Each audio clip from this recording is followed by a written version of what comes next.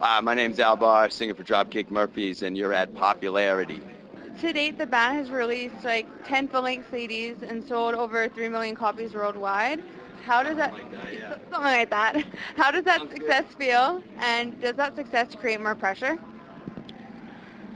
We don't really ever think about it in terms of success or pressure, you know what I mean? I mean, we just do what we do. We always kind of have, we when we started out doing this band, we never went into it. Hey, we never went into it with a battle strategy. You know what I mean? All we wanted to do was tour and put records out, and that's kind of what we've been doing. And on the way, some wonderful, amazing things have happened, and we've had some great opportunities. And we've been blessed with the greatest fans in the world. We've been able to travel all over the world, and we sold a couple records on the way, so it's all good. How was recording that live album? What was that experience like for you?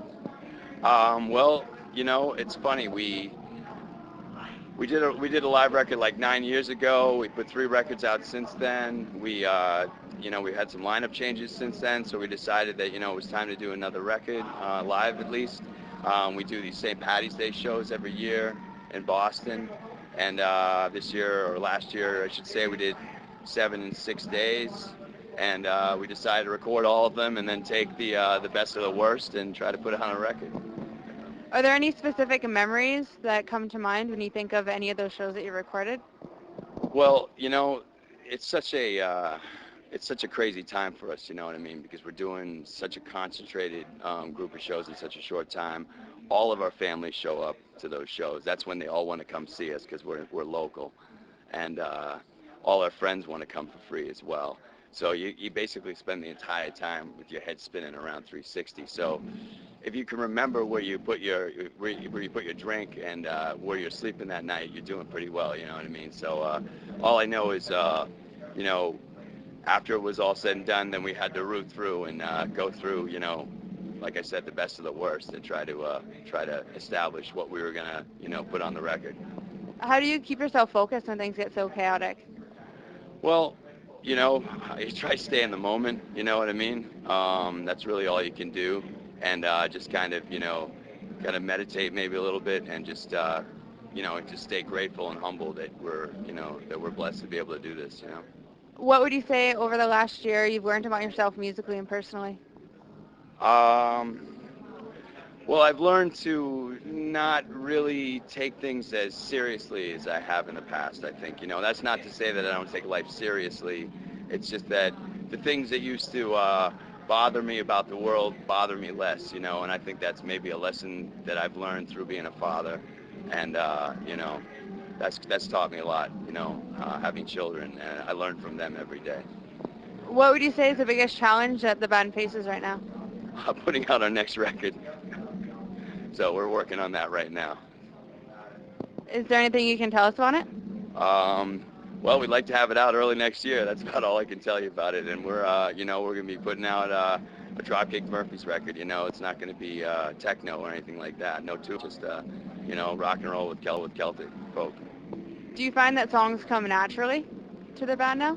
You know, it's we have moments of moments of clarity, I call them, where a song just comes, and then there's dry spells where you're like looking for that oasis in the desert, you know what I mean, and where you're just like nothing's coming. So I mean, if you put us all in a room and gave us a notebook and a pencil and said write a record, you'd come back a week later and find seven guys that have hung themselves. You know what I mean? It comes when it comes. You know what I mean? You could be on the toilet taking a crap, and all of a sudden you're like, oh shit, I got a song. You know what I mean? I got a shit too, but anyway. What would you say is the strength and what would you say is the weakness of the band? I think our strength is that, you got seven guys that are seven different people and, come from seven different worlds, and we all come together on that stage. And our weakness is probably the same thing. You got seven different guys, seven clashes of personalities, and we're like a big dysfunctional family. Would you say it's the love of music or just the raw desire that keeps you pushing when so many bands come and go? Well, for us, I think it's the love of music and, I think what the fans give us, in return, that's kind of that relationship, that special relationship that we've kind of cultivated over the years, that keeps us going as well. Who do you look at today that you feel is pushing musical limits? That's a good question. I don't know. I don't know. I mean, is there anybody really pushing music to the limits?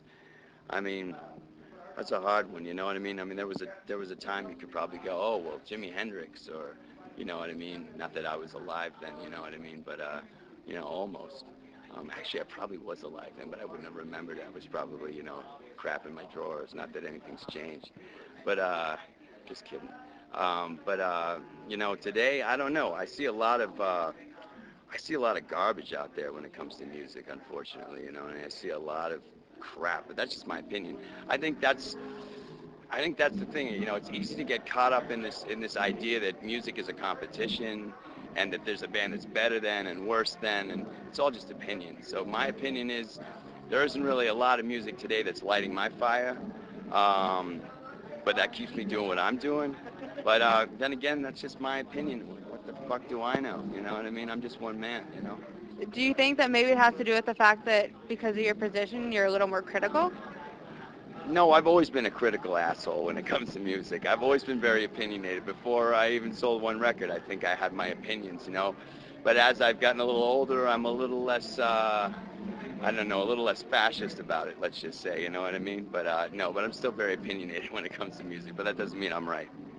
Is there anything in particular that you're trying to open people's minds up to with your music? I just like to see people buy records again, you know what I mean? I like to see, I like to see the fans not just appreciate bands in a live sense, but I like to see them, give back to the bands and realize, that bands put records out, and that's how they make their money, so that they can keep putting records out. And you know what I mean? It's sad. It's a sad state the music industry is today, with everybody downloading, and you got all the fucking computer shit with I got 70,000 fans on Facebook. What the hell is that anyways? You know what I mean? A friend is someone you see face to face, like we're meeting right now. That's real. All this other stuff, that isn't real, to me. But I'm an older guy, and that's just how I feel. Again, my opinion. Any final words or anything to say to the readers of Popularity?